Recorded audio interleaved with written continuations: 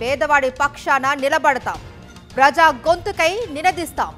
Voice of voiceless, తెలుగువారి మనస్సాక్షి సాక్షి TV. సాక్షి TV ప్రసారాల కోసం మీ స్థానిక కేబుల్ ఆపరేటర్ను వెంటనే సంప్రదించండి. ఖమ్మం, భద్రాద్రి కొత్తగూడెం జిల్లాల వ్యాప్తంగా గత వారం రోజుల నుంచి కురుస్తున్న భారీ వర్షాల కారణంగా వాగులు, వంకలు పొంగి పొర్లుతున్నాయి.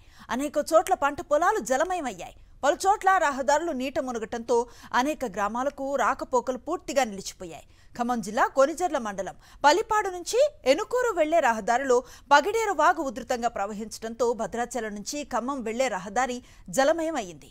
15 గ్రామాల రాకపోకలకు అంతరాయం ఏర్పడింది. కొనిజర్ల మండలంలో పలు గ్రామాల్లో వర్షాలు, వరదల కారణంగా పత్తి, పెసర, వరి పొలాలు నీట మునిగాయి.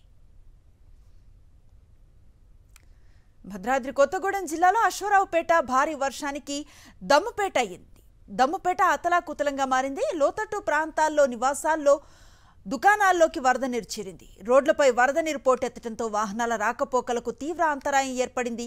ప్రభుత్వ పశు వైద్యశాలను వరద నీరు పూర్తిగా ముంచెత్తింది. మరోవైపు మల్లెపూల వాగు ఉధృతంగా ప్రవహిస్తూ పామాయిల్ తోటలను ముంచెత్తింది. చెరువులు, కుంటలు అన్యక్రాంతం చేసి అక్రమ నిర్మాణాలు కట్టడం వల్లే రోడ్లపై నీరు నిలిచిపోతుందని స్థానికులు వాపోతున్నారు.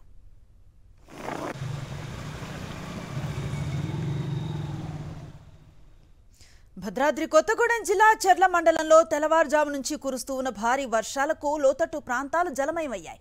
చెర్లలో సరైన డ్రైనేజీ వ్యవస్థ లేకపోవడంతో ప్రధాన రహదారులపై వరద నీరు చేరుకుని వాగులను తలపించేలా ప్రవహిస్తున్నాయి.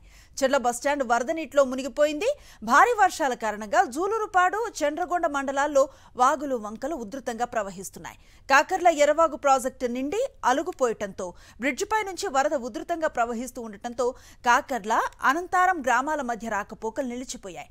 అన్నూరుపాడు, గుండ్లరేవు మధ్య రోడ్డుపై వరద ప్రవహిస్తూ ఉండటంతో 8 గ్రామాలకు రాకపోకలు నిలిచిపోయాయి. తుమ్మలవాగు పొంగి పొర్లుతూ ఉండటంతో 20 గ్రామాలకు రాకపోకలు నిలిచిపోయాయి. వర్షాల ధాటికి పంటలు నీట మునిగి అన్నదాతలు తీవ్ర ఆందోళన చెందుతున్నారు.